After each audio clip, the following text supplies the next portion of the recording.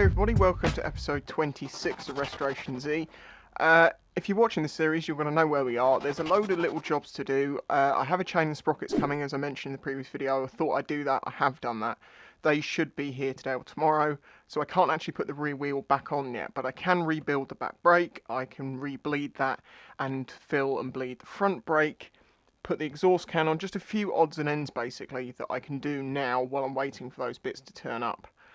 So let's just get on, shall we? I removed the pads and used the brake pedal itself to push the piston most of the way out, just to make my life a little bit easier. And now I'm going to detach this and we can rebuild it. Try and stop brake fluid getting everywhere. Put a glove over it.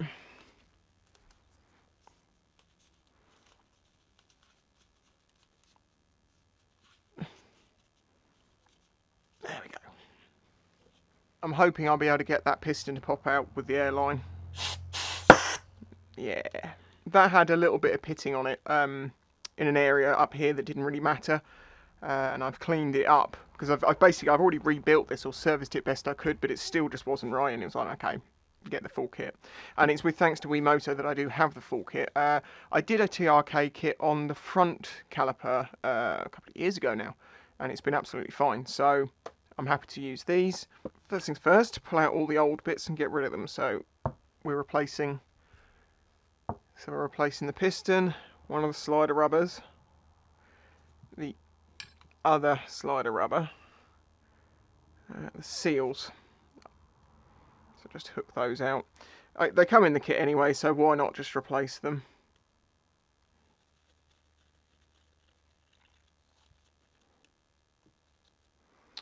And that should be all the parts we're going to replace. They should all be in that kit.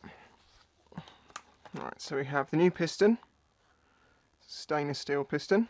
We have a little baggie of the rubbers, and we have some red rubber grease, I am sure. So let's just take that out of the way. It's got a handy little box. I think I'll be using that for something. Lifetime guarantee. I don't know what the full details are.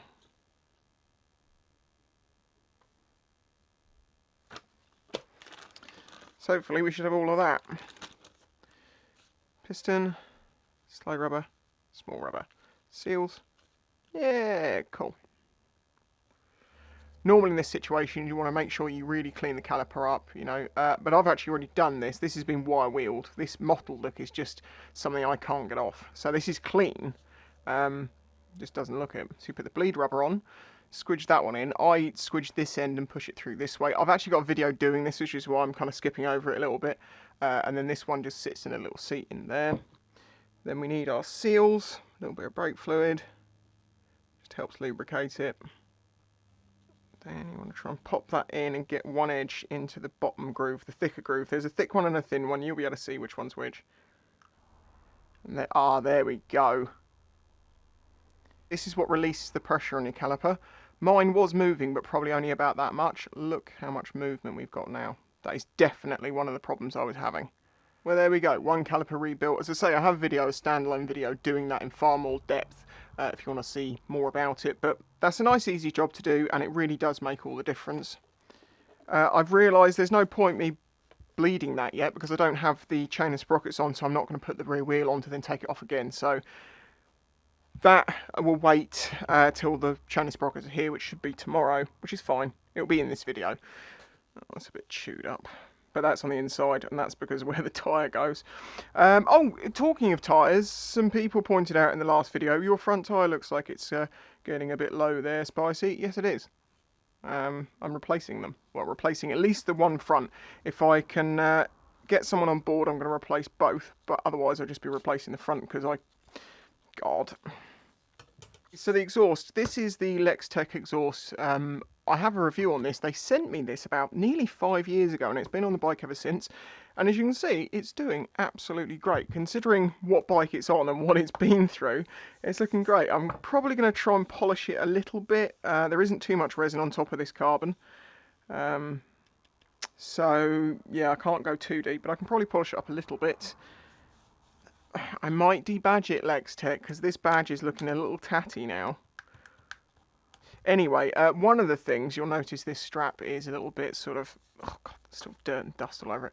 A bit manky, well, and it's shiny as well, and obviously this is brushed, that's brushed, everything else on the bike is brushed pretty much, so I'm going to brush this too. That's just going to consist of wire wheeling it a lot. Okay, so I've brushed that so it fits in. As I say, I did that by running it on the wire wheel on the pillar drill, using a bit of old 240 sandpaper, bit of scouring pad, and yeah, that'll do. The can itself, I'm afraid the Lextek sticker has come off now because I want to move where this strap is, because up until now the strap's been like here, and I thought that I'd never be able to remove that mark well enough to be able to move it further down, because you'd like to see it. Well, I've just basically used WD-40 and a cloth and just kept rubbing over this, and as you can see, I mean, you might be able to tell where the strap was before, but only if you really look. So that means I'm not limited as to where I can put it, because I didn't want to put it over the label because that seemed weird. But now it means it can be further down, because before it was like right down here, like that somewhere. Okay, so we have the mount, we have the big washer. Oh, I've also just given that a quick brush just to, you know, make it match in. We've got a load of nuts and washers and stuff. I don't know which one's going to want we need, so the best thing to do is just get on with it. FedEx has just arrived. It could be good. This could be the light. Alright. Thank you. Lovely. See you later. Package. It was indeed a Wemoto delivery. Rear sprocket. Front sprocket. Very nice chain. I can get the wheel and everything on now. Whoop whoop. Right, I basically have an hour left today that I can get stuff done. So let's get on. Don't worry, I'm not leaving the strap like this. That seems awfully long to be sticking out. I don't remember it sticking out that far before. But obviously it did. Or did I break one of the straps and this is a spare one I had? I have no idea, but I'm going to trim this down.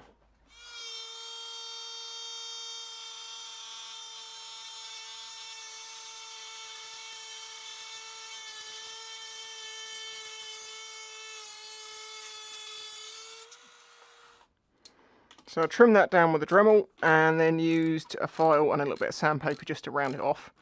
It was just easier than taking this exhaust pack off again.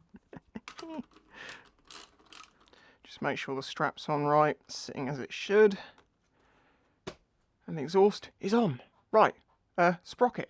First job to do, loosen off all the nuts.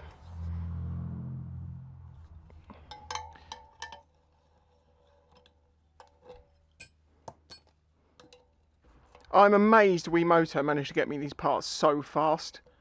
It was yesterday, I think it was afternoon, and they've got them here already. Yep. That's a future clock, that's for sure.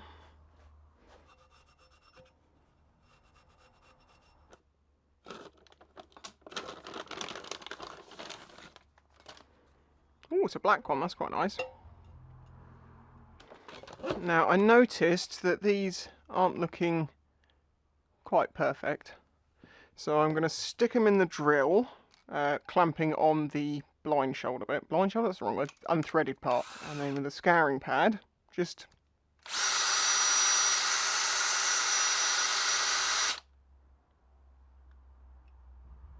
Perfect. It's one of the nice things about the DR, being a dirt bike, is you don't get, like, you know, you don't screw the bolts into the hub. You just have holes, so even if the nuts or anything get seized or messed up, you can drill the heads out, just bang the bolts out and they'll be fine. Just means you're not going to have any sort of nightmarish issues with the hub. I'm sure you've seen a million people do this. Remember that when you do up anything that's round or has bolts around it, to do them evenly, not one side then the other. I know this applies to everything from PC building to motorcycle stuff to God knows what. I think everyone understands the star pattern idea, but I'm not doing that yet. I'm just making sure these are nipped. I got the adjusters even, slid the rear wheel up and tightened it up without the chain on, so obviously I'm going to have to undo this and adjust it, but I wanted to see if the wheel bearings and the brake pads are now not binding. Because if you remember, when I tried to turn the wheel before, it was really dragging through. hopefully this should spin freely.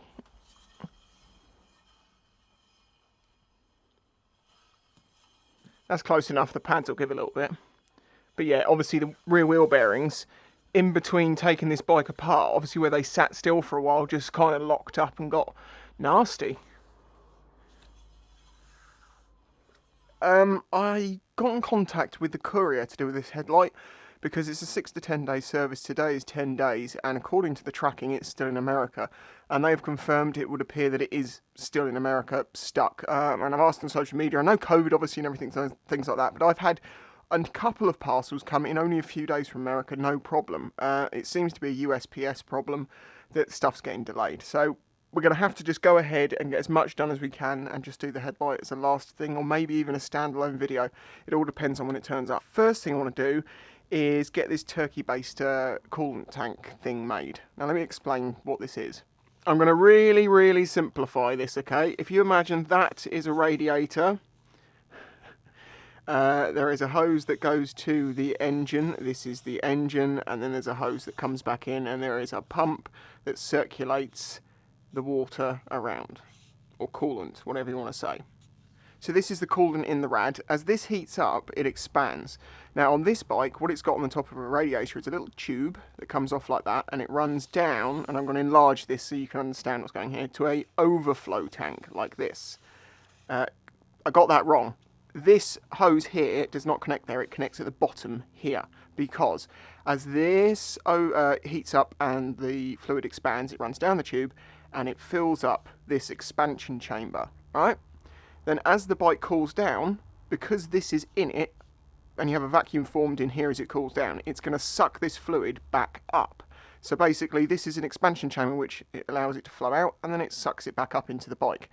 If you have a problem with your radiator cap, this can be a problem, because what happens is that the vacuum isn't properly caused in here and it won't suck the fluid up, so you just end up dumping a load in there. On the early DRs, to my understanding, this overflow pipe just went straight to the ground, because, you know, it basically was just letting it get rid of that little bit of excess. The air pocket at the top of the rad didn't really matter, to my understanding. But coolant is not a good thing for the environment, so that sort of thing has to be stopped. Like you have oil catch cans for track days, because they don't want you dumping oil on the track, to my understanding.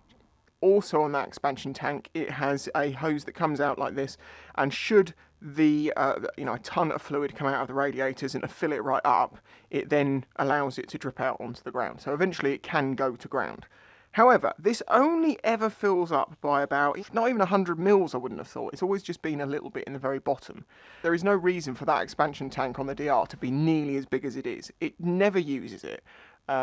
And it's honestly, it's about this big, and it sits down by the swing arm, and it just is a little bit ugly looking. Well, there is a trick out there. Now, one of my subscribers, I'm trying to remember your name, SW400SM, mentioned a long while ago about the turkey baster mod, which is basically replacing the expansion chamber with a smaller tank. And well, turkey basters just so happen to be perfect for this, because they are made of plastic, they are relatively strong, you know, as strong as these are anyway, but also this plastic is designed to take hot liquids, like, you know, basting a turkey. So that's absolutely brilliant. And I realised yesterday, if I don't put this together now, it's not going to be set for tomorrow. It's pretty straightforward. You can see I've used a larger piece of hose that's been pushed over here with RTV, not RVT. I keep getting that wrong, I'm sorry. This forced over here. That really holds on tight on its own, but I've got that sealant in there, and I'm using cable tie just to pin it. And down here I've done the same thing. As you can see, this is all sealed in nicely and just clamped. That's quite a good fit anyway. Remember, this is not used unless the engine gets really hot and fluid needs to go somewhere. Obviously these come with big squidgy white, you know, like sucker things, so it's like a ball on a thing, so you can cause the vacuum, but we don't want that. We need it to be stopped. So I bought the turkey baster first, I measured it, and then I bought some chair leg rubbers. You see that? Then I've stuck through, God, my lighting is a bit weird at the moment. I've stuck this hose through, and that has been sealed in as well. And then that fits very tightly, and perfectly in fact, over there. I could seal that on as well, but there's no need, because it's going to allow me to be able to clean it if I ever need to clean it. So this is our expansion chamber. This is the hose that goes to the radiator. It will fill from the bottom and then suck back up as it cools down. And should it ever overflow, I'm going to have this looped over and just like that, and it will be hanging in free space between the shroud and the radiator and everything. And my headphones just fell on my hand. I'm now going to have a play with some different cable clamps and different ideas as how I'm going to secure this to the bike, and then I'll show you what I'm going to do when I've made my mind up. There's no point filming that because I may spend an hour in one direction and then suddenly realise something simple 2 seconds later. Okay, this is the best solution I can come up with so far.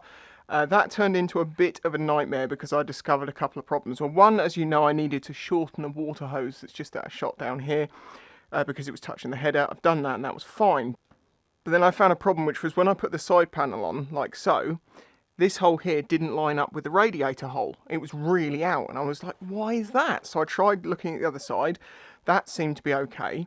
And what it turned out to be is these Chinese hoses, although cheap and seem to be reasonably good quality, are all a bit too long, which is a good thing. And it may even be something they have designed into them to make sure that you can cut them down, because obviously you can't make things longer. So there was an amount of having to take this off, take the tank off, like take the hoses off, chop a little bit off, put it all back on, put everything back on. Literally everything had to go back on to put the side panel on to see if it lined up with the hole, which I had to do 4 times. And as you can see here, these are all the little sections I chopped out each time. However, it is now done and it all fits like it should do, although it did eat up all of my working time. But I have managed to get this in place. Actually, I think another tie wrap. So the overflow hose comes out here. It runs down here, down, around, and then into here, which will allow it to fill and drain back out. And as I said, here we have the overflow, which comes out here to a drip point, and that is just out of line of the header. I'm not concerned this is blocking any airflow really through the radiator because it's not actually touching it, whereas in a lot of the ones that I've seen people do, they really do clamp it on the front or even on here, and it's like, yeah, that's not, I don't think that's the best idea. The only part of this that I think is a bit dodgy is that loop down there. If this doesn't work, I'll do the same thing, but I'll buy a much shorter or a little bit shorter turkey baster. I kind of got a big one, it was a bit too big. This is one of the old plastics. We've got nice shiny new ones to go on in a very soon to come episode. It's got this little cutout here that kind of sits on the side of there. So you've got to make sure that all that fits out the way. But anyway, that goes there, that goes there. I've checked. That's lining up just about right now with the radiator. And as you can see, all you see of that is this tiny bit here. But you can actually see if it's overflowing or not. And through a hole here, you can see how far it's up. So you can actually see that that's not a bad setup. However, because of all that faffery, that's all I've managed to get done today. Keeping in mind that I need to edit this part of the video that I filmed today, get the video rendered and try and get it online tonight before 10 o'clock. So I'm going to call an end to this episode now and give a huge thanks to everyone who's been watching and a massive thanks to anyone who supports this channel. There are many ways to do that: Patreon, PayPal, my merch store. I've got mugs, t-shirts, keychains, stickers, all sorts. If you want to help out, please do. Otherwise, if you can't do that,